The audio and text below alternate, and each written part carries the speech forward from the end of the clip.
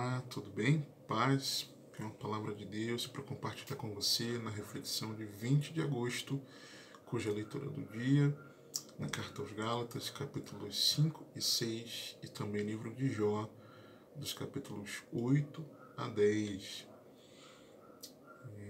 Abra comigo, por favor, carta aos Gálatas, capítulo 5, versos 5 e 6. Gálatas 5, versos 5 e 6. Nos diz assim a santa e poderosa palavra de Deus. Porque nós, pelo Espírito da fé, aguardamos a esperança da justiça, porque em Jesus Cristo nem a circuncisão, nem a incircuncisão tem valor algum, mas sim a fé que opera pelo amor. Se você, talvez você se lembre de reflexão recente, uma carta às igrejas evangélicas. Na carta eu dizia, se você ainda não assistiu, assista, vai lá na playlist, a primeira playlist do canal, tá bem fácil para você acessar. Se eu me lembrar de colocar o link aqui, em algum lugar eu colocarei, se eu me lembrar, tá? Eu comentava de que essa carta ela foi escrita para irmãos que Paulo, de igrejas que Paulo havia formado na sua primeira viagem missionária na região da Galácia. As igrejas de Antioquídia,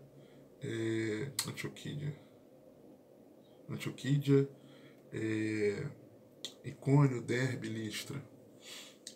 E aí, não Antioquia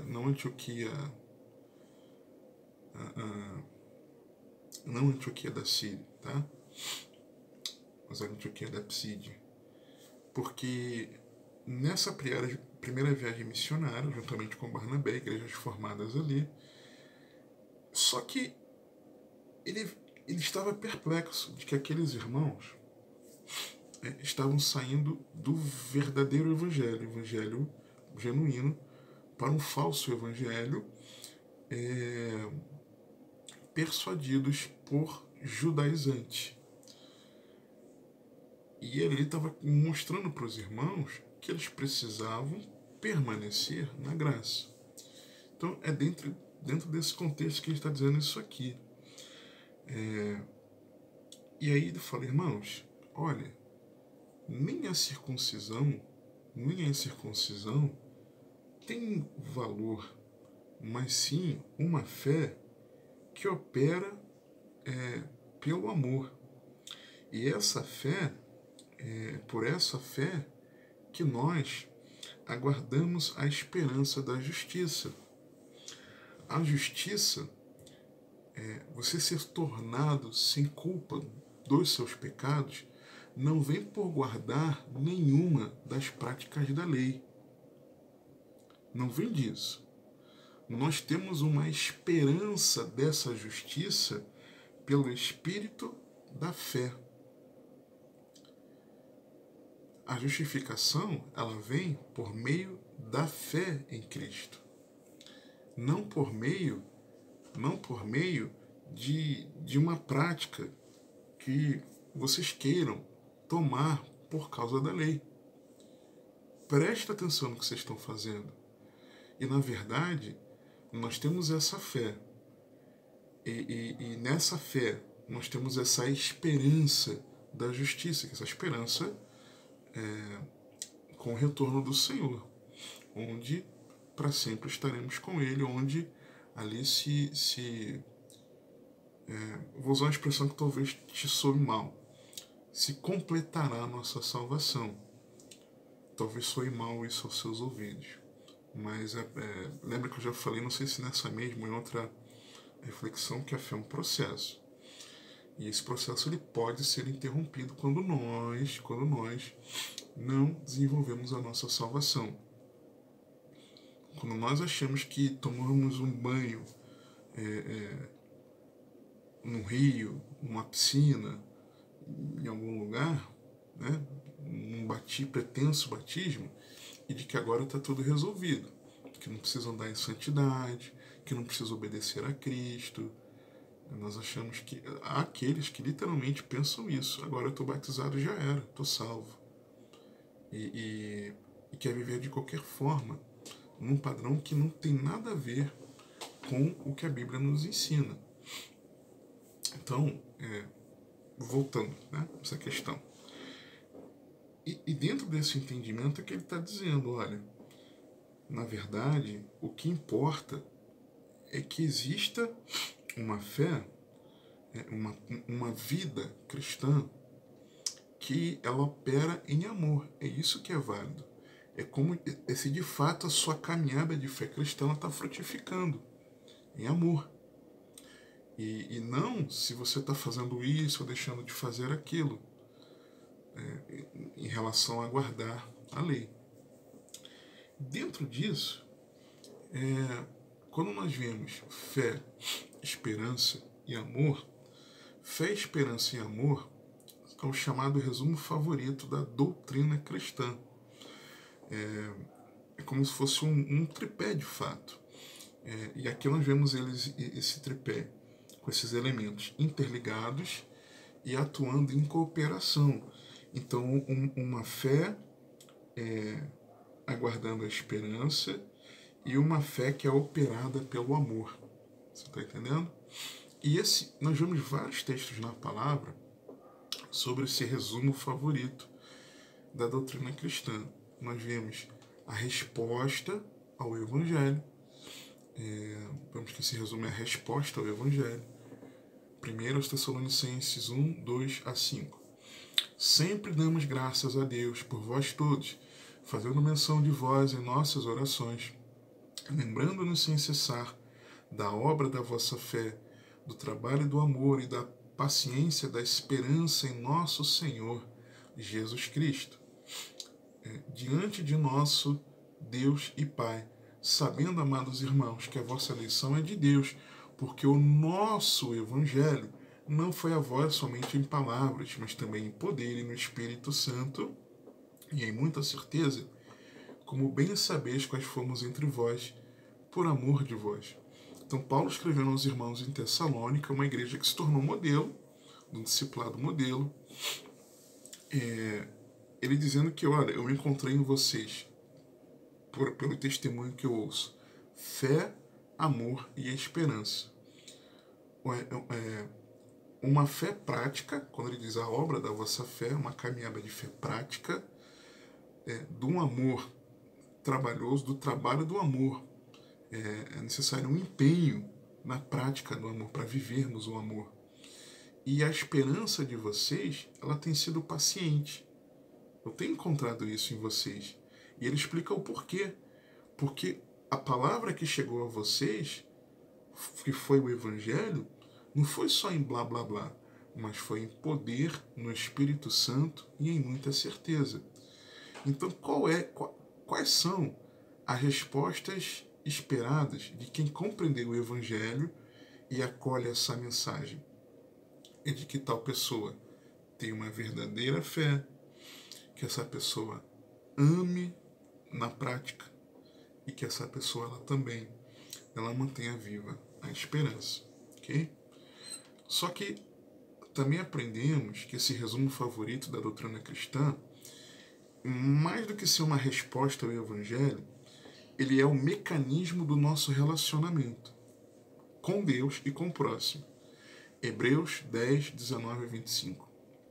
Tendo, pois, irmãos, ousadia para entrar no santuário, pelo sangue de Jesus, pelo novo e vivo caminho, que ele nos consagrou pelo véu, isto é, pela sua carne, e tendo um grande sacerdote sobre a casa de Deus, cheguemo-nos com verdadeiro coração, em inteira certeza de fé, temos corações purificados da má consciência e o corpo lavado com água limpa. Retenhamos firmes a confissão da nossa esperança, porque fiel é o que prometeu.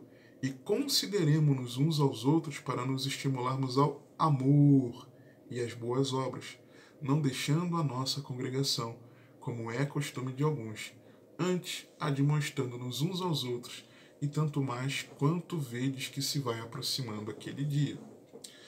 Então, eu me relaciono com os irmãos e eu me achego a Deus, numa inteira certeza de fé, em confissão da esperança e nos estimulando ao amor.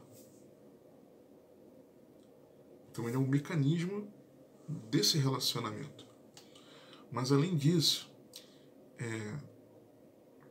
se é a resposta ao Evangelho, é a maneira como eu devo viver agora no presente, deve ser a maneira como eu aguardo o porvir. E isso sabendo que nós não estamos numa viagem de férias, nós estamos em guerra. É a postura de guerra que devemos ter. 1 Tessalonicenses 5, 8 a 10. Teve alguma reflexão com esse texto, se eu não me engano. Agora eu não me lembro qual. Os Guerreiros da Luz? Talvez seja essa. Mas nós, que somos do dia, acho que se não me engano foi esse mesmo, sejamos sóbrios, vestindo-nos da couraça da fé e do amor, e tendo por capacete a esperança da salvação. Porque Deus não nos destinou para a ira, mas para a aquisição da salvação por nosso Senhor Jesus Cristo, que morreu por nós, para que quer vigiemos, quer durmamos, vivamos juntamente com Ele.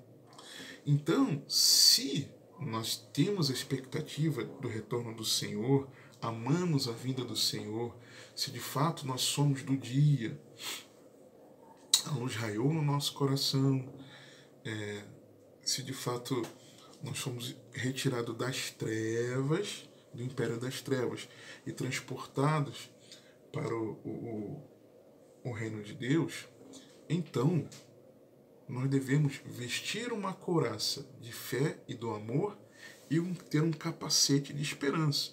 Couraça e capacete são partes da sua indumentária de guerra, fazem parte da armadura. Então, como viver nesses dias tão difíceis de guerra? E precisamos entender que estamos em guerra. É tendo essa postura de fé, esperança e amor. Além disso, isso é a essência, esse tripé, esse resumo favorito da doutrina cristã, ele é a essência da caminhada. A essência da caminhada é essa. 1 Coríntios 13, 13. Paulo escreve assim: agora, pois, permanece. O que permanece? O que deveria permanecer na nossa vida? Ele diz: a fé, a esperança e o amor. Estes três, os três. Mas o maior destes é o amor.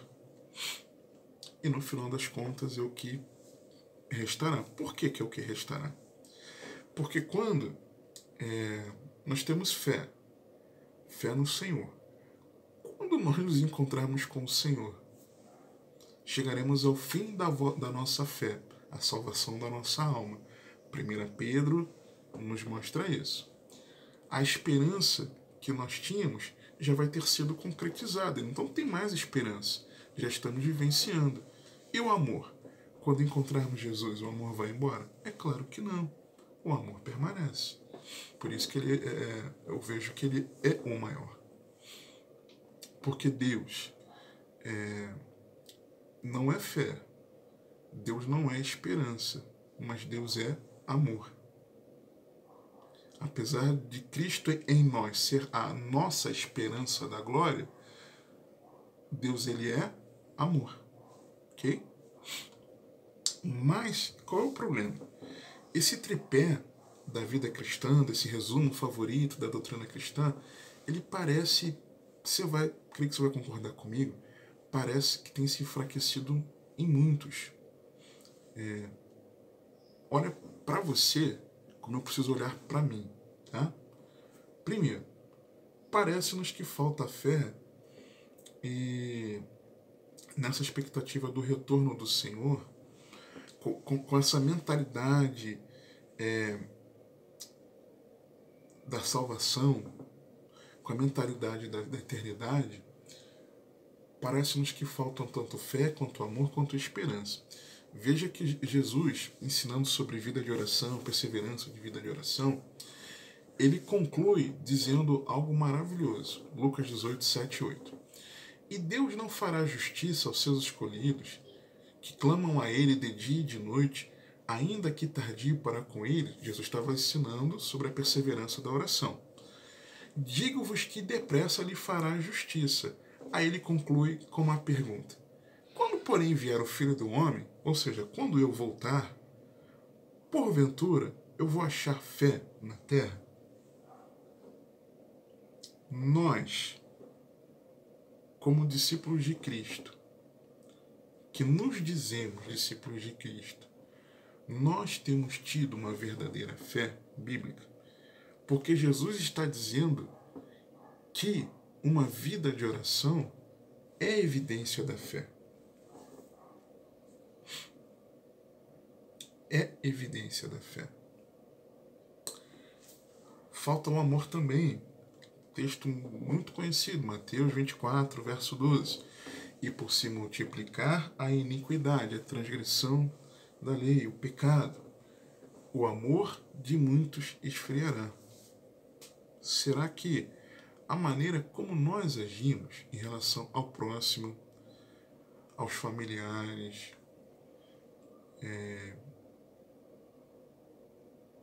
e também na forma como nós nos relacionamos no nosso sacerdócio pessoal a Deus, a forma como nós nos comportamos nas reuniões públicas da igreja ao Senhor, reuniões públicas ou não, às vezes são reuniões mais privadas nos lares, será que também não temos demonstrado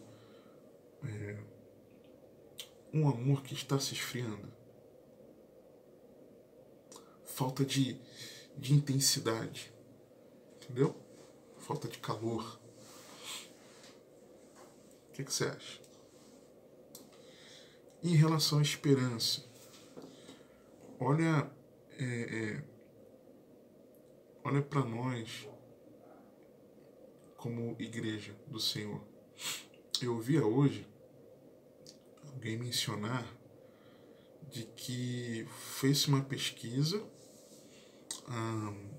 de uma junta de missões, talvez, foi isso que se ouvi bem, uma junta de missões de um ministério grande, se eu não me engano, Junta de Missões Batista, se eu não me engano, fez um levantamento, uma pesquisa, e apurou que durante a pandemia, 30% da membresia das igrejas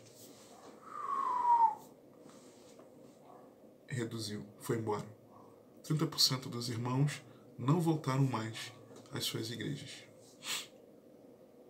com a pandemia. 30% é quase um terço.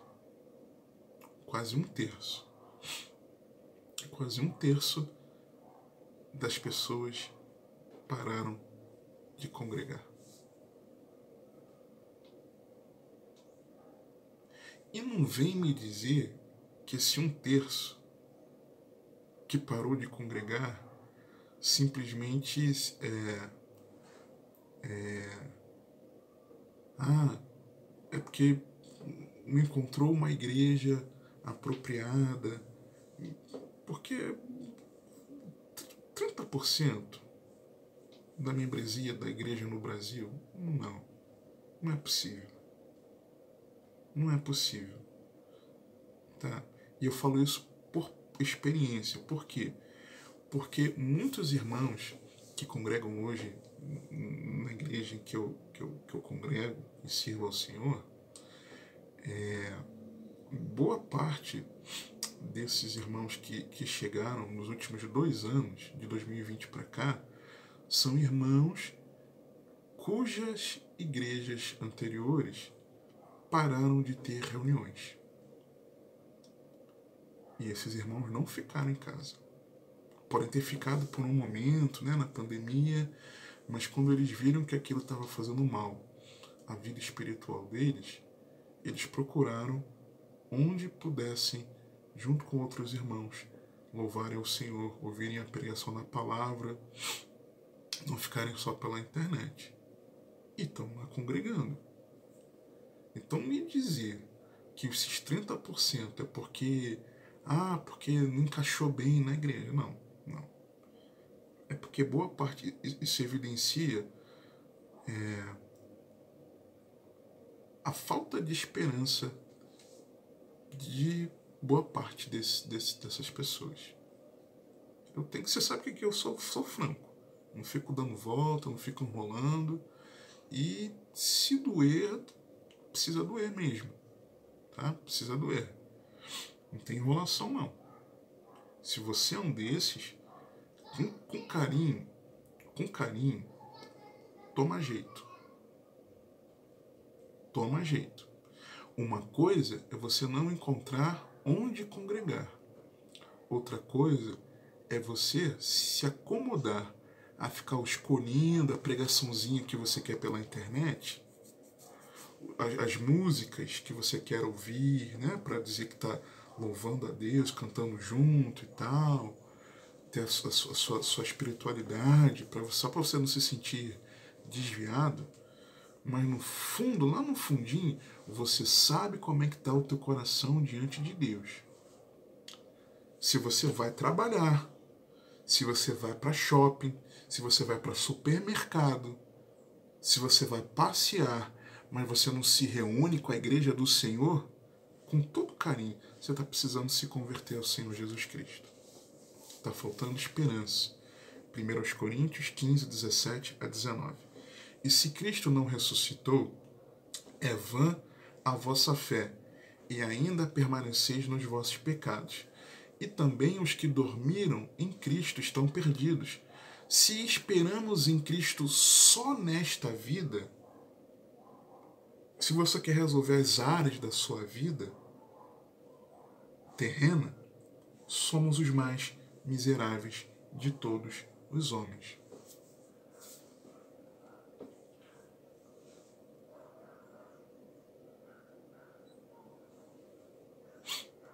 E aí, como permanecermos nesse tripé, que é o resumo favorito da doutrina cristã? Eu vejo alguns pontos aqui no contexto desses versos 5 e 6, começando do verso 1 do capítulo 5. Primeiro, é de que nós precisamos permanecermos firmes na liberdade em Cristo. Verso 1. Estai, pois, firmes na liberdade com que Cristo nos libertou, e não torneis a colocar-vos debaixo do jugo da servidão. E aqui ele falando em relação à servidão da lei. Mas, talvez, não seja sobre a lei que você se coloca no jugo, mas você talvez se coloque sob o jugo da tradição evangélica corrompida. Talvez você se coloque debaixo do jugo da servidão do pecado, das velhas práticas, do velho modo de viver, das demandas da vida terrena, das demandas do trabalho, das demandas da sociedade, das demandas da posição que você ocupa. Talvez você se coloque debaixo de um jugo de servidão de algo assim, e não na liberdade em Cristo, cuja ação de verdade, cujo sacrifício na cruz de verdade nos libertou. Se você rendeu a sua vida a Cristo Jesus.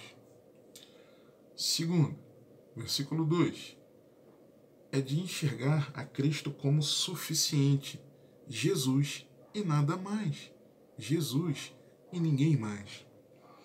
Eis que eu, Paulo, vos digo que se vos deixar de circuncidar, Cristo de nada vos aproveitará. Cristo é suficiente. A sua prática devocional, a sua religiosidade, sadia que seja, o seu serviço no reino, a sua generosidade, a sua entrega, o seu pastor, a sua igreja, nada disso pode ser acrescentado. Jesus é o suficiente. Jesus. Tá? Terceiro, de permanecermos nesse resumo favorito da doutrina cristã, é de nós acolhermos esse alerta individualmente. Porque é muito fácil nós olharmos para o outro. Seja sincero, você sabe disso. Mas olhar para dentro de nós é que é complicado. Quando Paulo diz assim, e de novo, versículo 3, e de novo, protesto, aí ele diz, a todo o homem. Primeiro, no versículo anterior, ele fala no coletivo. No versículo 3, ele especifica individualmente a todo o homem que se deixa circuncidar, que está obrigado a guardar toda a lei. E de novo, protesto a todo o homem, individualmente. Individualmente, você precisa tomar conta da sua vida e não se achar superior aos outros, de que é impossível você deixar de ter fé, que é impossível você não ter a esperança, que é impossível você não amar. De verdade, olha para a sua vida com atenção e carinho, na direção do Espírito Santo. Quarto, é de que é preciso se afastar da autojustiça. É querer se justificar pelos seus próprios meios. Versículo 4. Separados estáis de Cristo, vós os que vos justificais pela lei, da graça tendes caído. Primeiro fala que estar separado de Cristo é terrível. Está falando que caíram da graça. Ou seja, a graça que foi oferecida e o único meio pelo qual, mediante a fé, somos salvos, vocês estão fora. E aí ele fala, olha, vocês que se justificam pela lei. Não é pela lei, é pela fé que somos justificados. E não é que nós nos justificamos, não é uma obra nossa, mas a justificação ela vem de Deus. Só Deus pode nos justificar. Então, nisso de uma autojustiça, tem uma verdade para te falar. Você caiu da graça e você não está em Cristo. Se você participa, ontem foi domingo,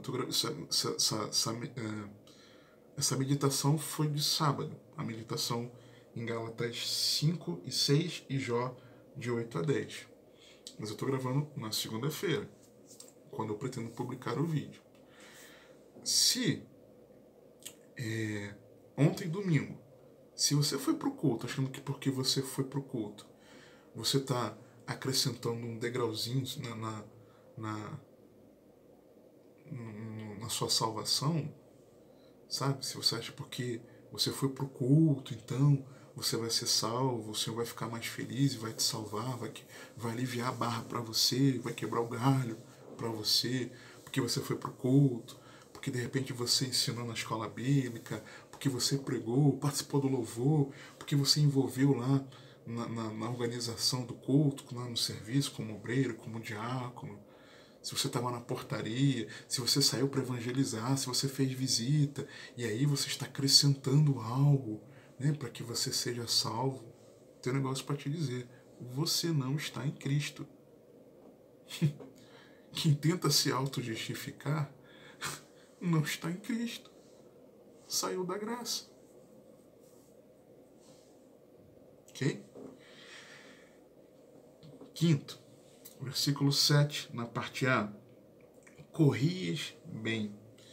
Nós precisamos ter a consciência de que a mentalidade de que nós estamos numa carreira. Uma carreira. Olhando, seguindo na carreira que nos está proposta. Lembra? Eu falei isso recentemente em alguma reflexão. Na carreira que nos está proposta. A carreira. E vários textos falam sobre a carreira. Vários textos.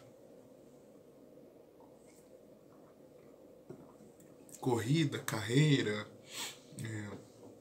por aí vai. Então, precisa ter essa mentalidade. É do início ao fim. É uma carreira.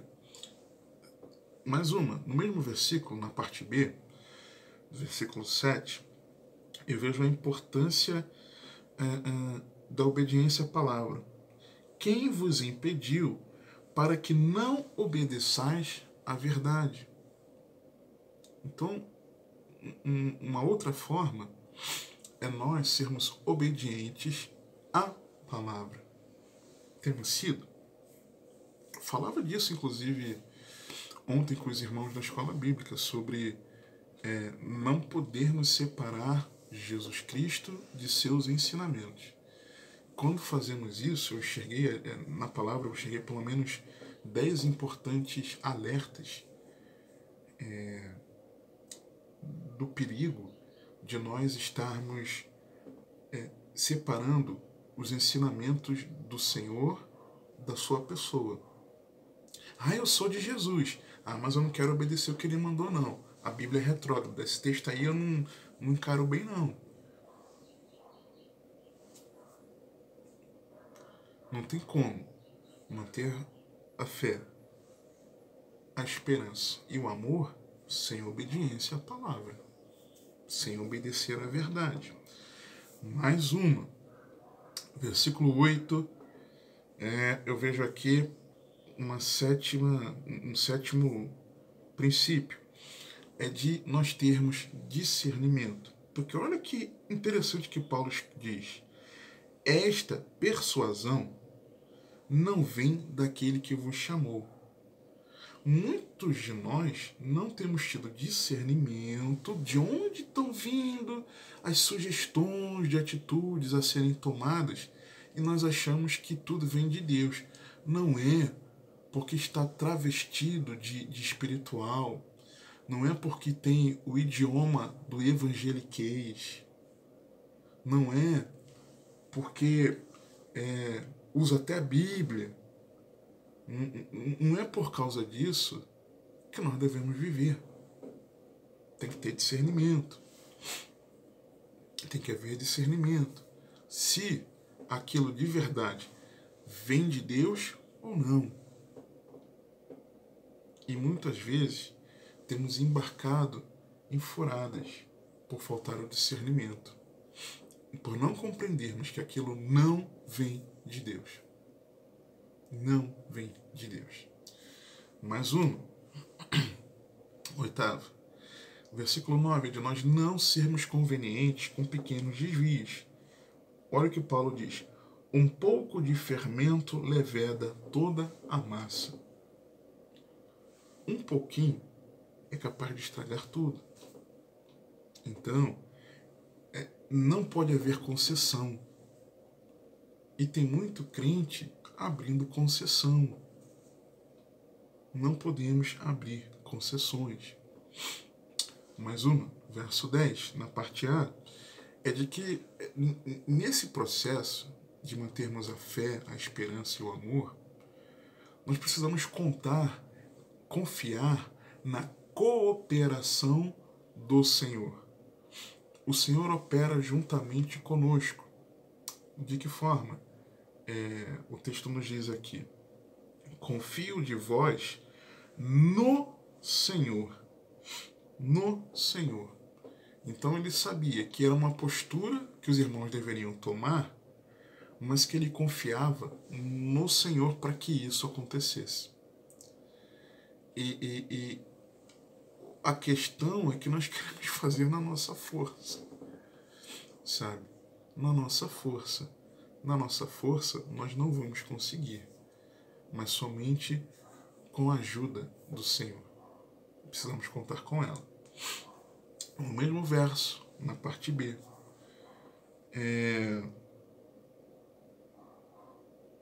o texto diz assim: que nenhuma outra coisa sentireis, mas aquele que vos inquieta, seja ele quem for, sofrerá condenação. Ou seja, de nenhuma forma outra coisa sentireis. Vocês não vão pensar de outra maneira. Ou seja, não cocheiem entre dois pensamentos. Não fiquem com o coração dividido. Não tenham um ânimo dobre. Só que tem muita gente, e eu por várias vezes aconteceu comigo, ora nós queremos, outra hora nós não queremos. Repara só na sua vida. Altos e baixos fazem parte. O problema é que para algumas pessoas os altos e baixos eles são constantes. Tem como ter uma fé viva constantemente em altos e baixos? A esperança, o amor, não tem como. Mais uma, versículo 11, eu vejo aqui, é de que nós precisamos amar a mensagem da cruz. Quando ele diz: eu, porém, irmãos, se prego ainda a circuncisão, porque sou, pois, perseguido. O que ele está dizendo? Gente, eu tenho sido perseguido. Eu tenho sido perseguido porque eu não prego mais a circuncisão. Porque se eu pregasse isso que eles queriam, eles não me perseguiriam. Acordem. E aí ele continua: logo, o escândalo da cruz está aniquilado. Então, a ofensa da cruz estaria aniquilada.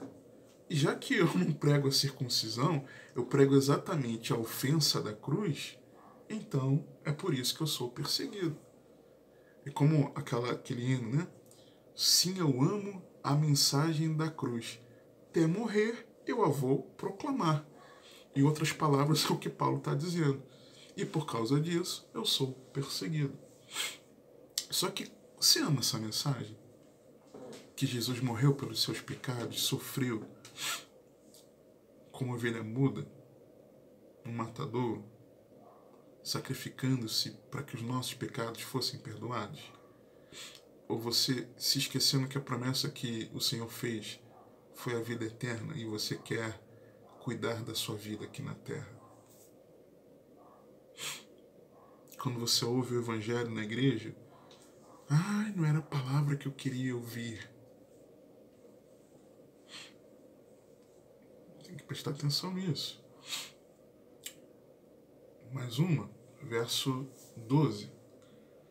Eu quereria que fossem cortados. E Paulo aqui está sendo bem incisivo. O entendimento poxa, já que eles querem ficar circuncidando os outros, então, por que então não se mutilam? Paulo aqui estava bem incisivo. Entendo assim, até por conta das versões, traduzindo aqui esse texto, entende-se assim: aqueles que vos andam inquietando. Então existem situações e até pessoas por meio das quais muitos têm ficado inquietos, ficam abalados. E aí vê aquela pulguinha atrás da orelha. Será que eu estou no caminho certo? Será que eu não tenho que participar de campanha? Será que eu não tenho que fazer tal coisa? Será que eu não tenho que...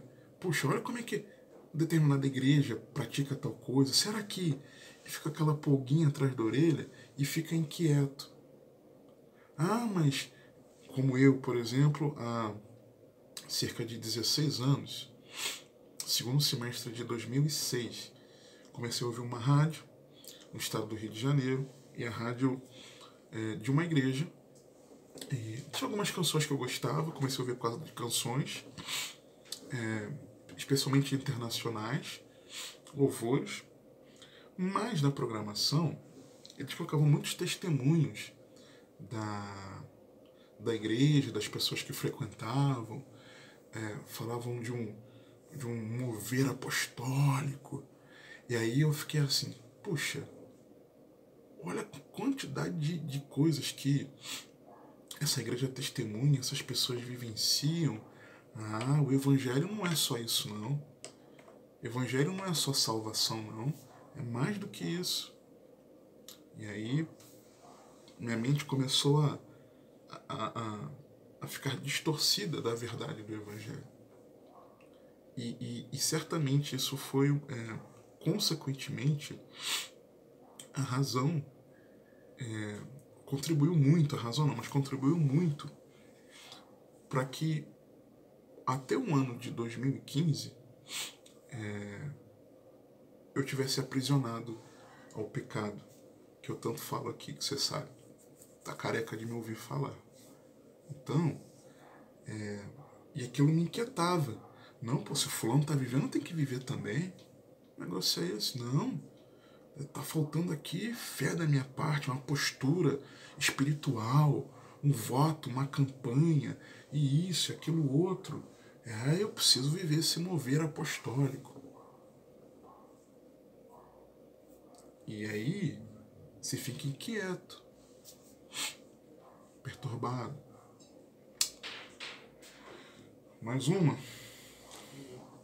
Versículo 13, na parte A, diz assim: porque vós, irmão, fostes chamados à liberdade. Não useis da liberdade para dar ocasião à carne. Ou seja, não dê ocasião à carne. Não dê ocasião à carne. 14º, penúltimo, é de mudar a postura. Tem gente que tem a postura de consumidor. Se reúne com os irmãos para ser servido. Está junto das pessoas, tem que ser servido, mas nunca tem a postura de serviço. Não é servo. Se acha superior aos outros, consumista. Como diz, mas servi-vos uns aos outros pelo amor, porque toda lei se cumpre numa só palavra: nesta amarás ao teu próximo como a ti mesmo. Se vós, porém, vos mordeis e devorais aos outros, vede não vos consumais também uns aos outros. Você precisa mudar a postura. E 15º e último lugar, andar em espírito. Versículo 16. Digo, porém, andai em espírito, e não cumprireis a concupiscência da carne. Versículo 25. 24. E os que são de Cristo crucificaram a carne com suas paixões e concupiscências. Se vivemos em espírito, andemos também em espírito. Precisamos refletir e tomar um posicionamento em relação a como tem andado a nossa fé, a esperança e o amor. Bem, que o Senhor te abençoe e te guarde, que Ele te conduza e governe a sua vida, porque você tem acesso.